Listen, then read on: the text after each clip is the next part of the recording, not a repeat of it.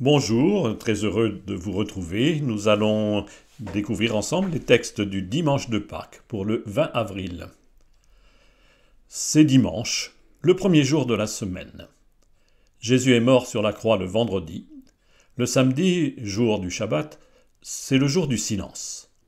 Le troisième jour, le soleil se lève et la nouvelle inouïe va commencer de se répandre.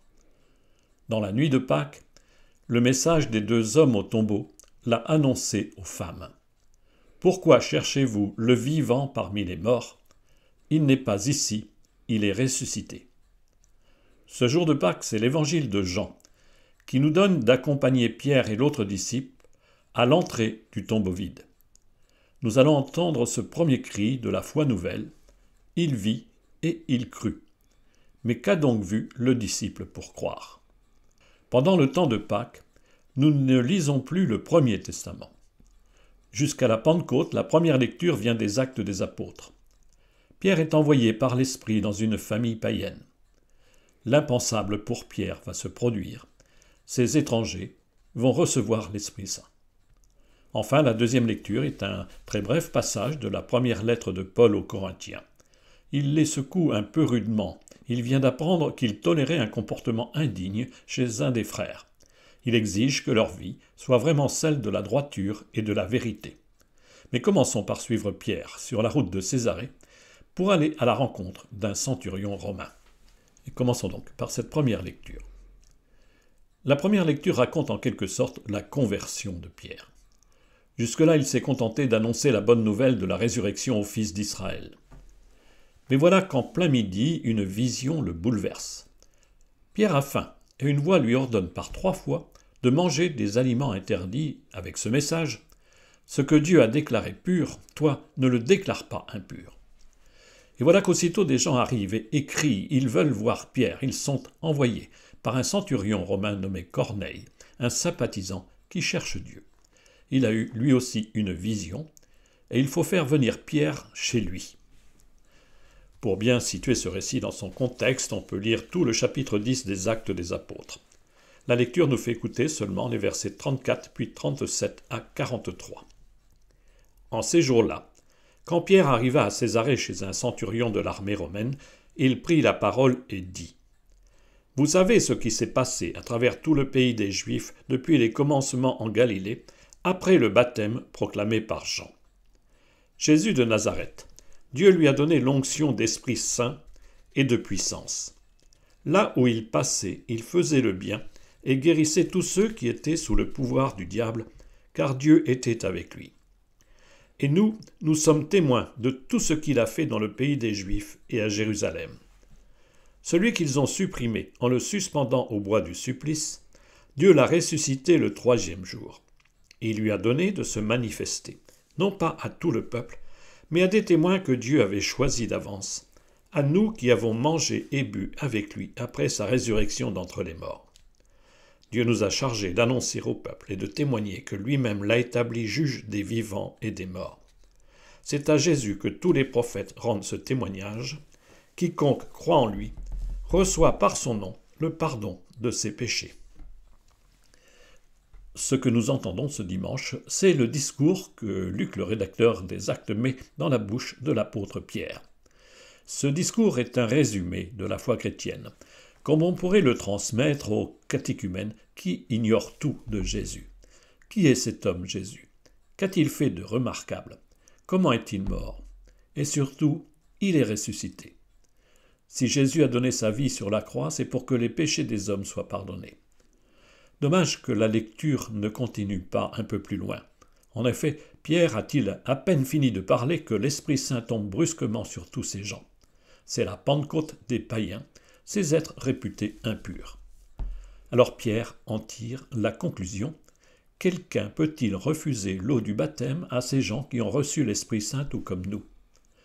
N'est-ce pas ce que constatent souvent, émerveillés, les accompagnateurs des catéchumènes? L'Esprit Saint est déjà à l'œuvre dans leur vie, bien avant qu'ils soient baptisés. Découvrons maintenant la deuxième lecture. La deuxième lecture pourra sembler décalée pour ce dimanche de Pâques. Quel est le problème de Paul dans ce chapitre 5 de la première lettre aux Corinthiens? Il a appris qu'un membre de la communauté vit en couple avec sa belle-mère, la femme de son père. Scandale pour Paul, car cela est interdit, autant par la loi juive que par le droit romain. C'est pourquoi Paul rappelle qu'il faut se débarrasser du vieux levain. Les baptisés ne sont-ils pas le nouveau pain de la Pâque, dont le Christ ressuscité est le levain nouveau? Cette deuxième lecture, ce bref passage, se trouve au chapitre 5 de la première lettre aux Corinthiens, les versets 6 à 8. « Frères, ne savez-vous pas qu'un peu de levain suffit pour que fermente toute la pâte?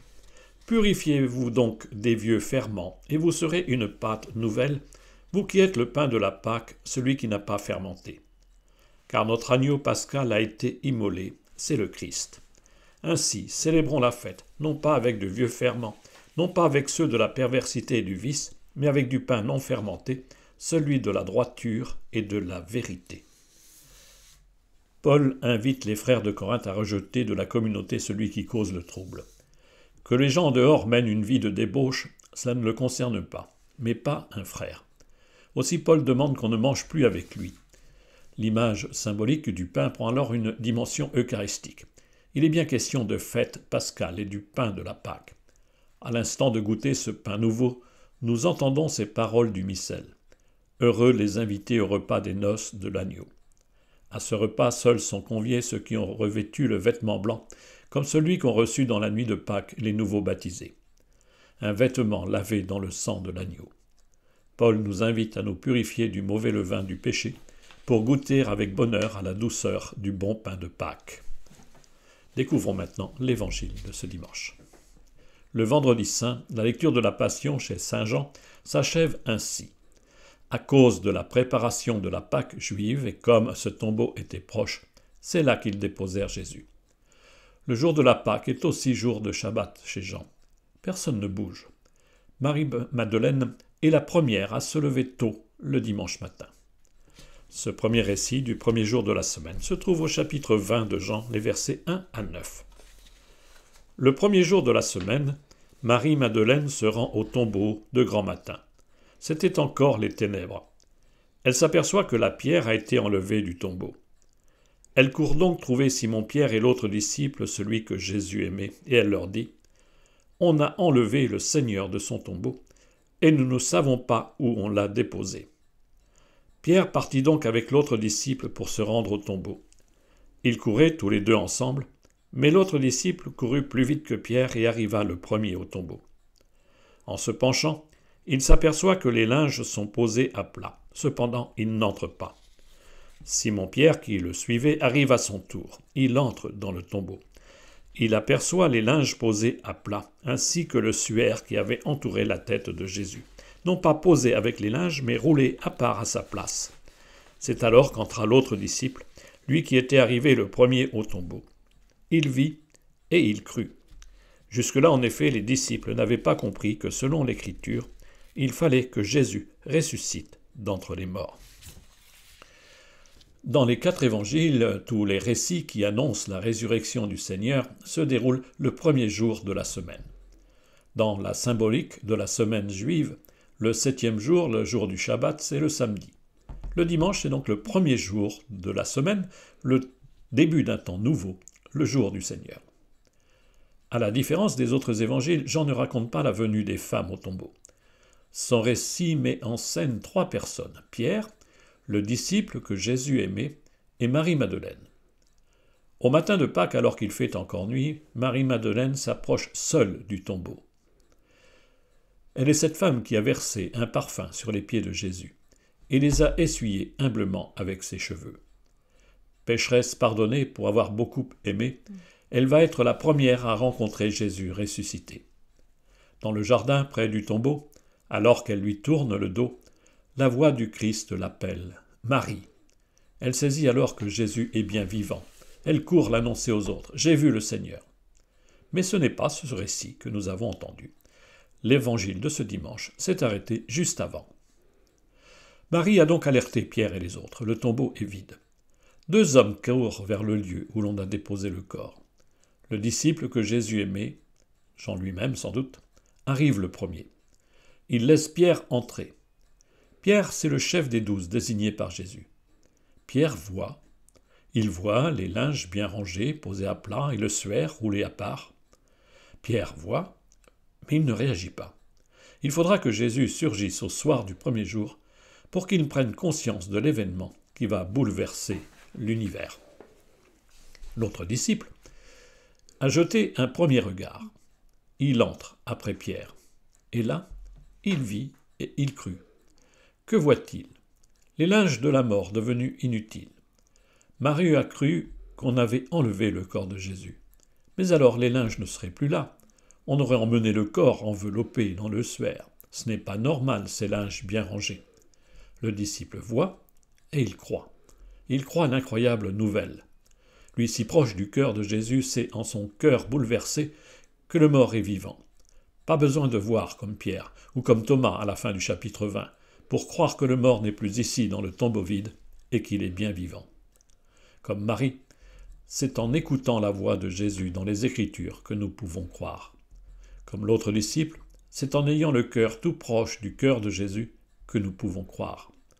Avec Pierre, c'est en accordant toute notre confiance au témoignage des apôtres que nous pouvons croire. Christ est mort, Christ est ressuscité, Christ est vivant. Alléluia, alléluia. Belle fête de Pâques.